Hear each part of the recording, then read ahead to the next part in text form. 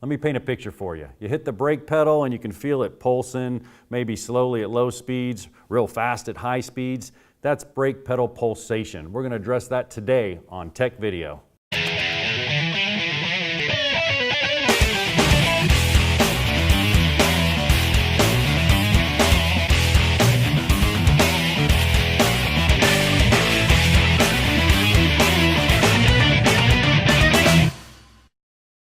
Brake pedal pulsation. Everybody has some shape or form of it. What's it all about? How's it actually happening?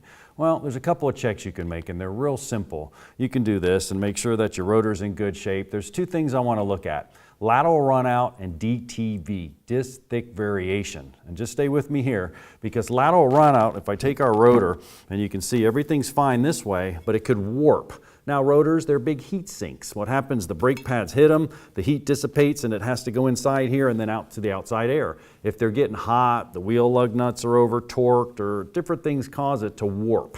Now once it's warped, we can do a measurement called lateral runout. Now lateral runout's done with a dial indicator. I got one hooked up right here. And what you can see is I got this arm over here to the rotor itself and I zeroed it out. Make sure that your rotor's secure. If you have a hubless bearing, you may have to put your lug nuts back on or go and tighten up your center cap there just to make sure, your center nut, to make sure everything's secure. Then what you want to do is just spin it around and look. I zeroed it right there at the low spot and we can spin ours around. And as I spin ours around, you can see it's up there to 5, 6, made it almost to about 7 thousandths. Now the norm's about 3 thousandths of lateral runout, and then you want to start addressing the rotor. You can see it right here on the screen. Lateral runout's when it's warped. Now if you have floating calipers, a lot of people don't understand, that may not cause the pedal pulsation because it's actually going in and out and the caliper's going with it. But keep this in mind. Here's what happens.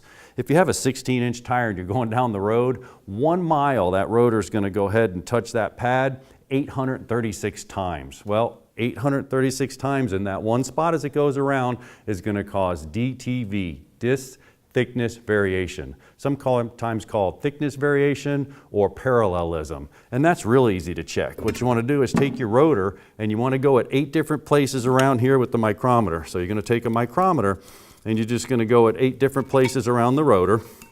And when you go to those 8 different places, if you have more than 5 10,000ths, that's less than a thousandths difference as you go around, you have some DTV, disc thickness variation. And you want to go ahead and either get them cut, make sure they don't fall below the minimum thickness. Now, this one actually come in here to our Tech Video garage and you can see it's almost gone. You don't want that to happen. But these simple checks right here will give you a nice professional brake job. Make sure you get rid of that parallelism. Now follow us on Twitter, find us and friend us on Facebook, all that social media stuff. We'll catch you next time. Thanks for watching.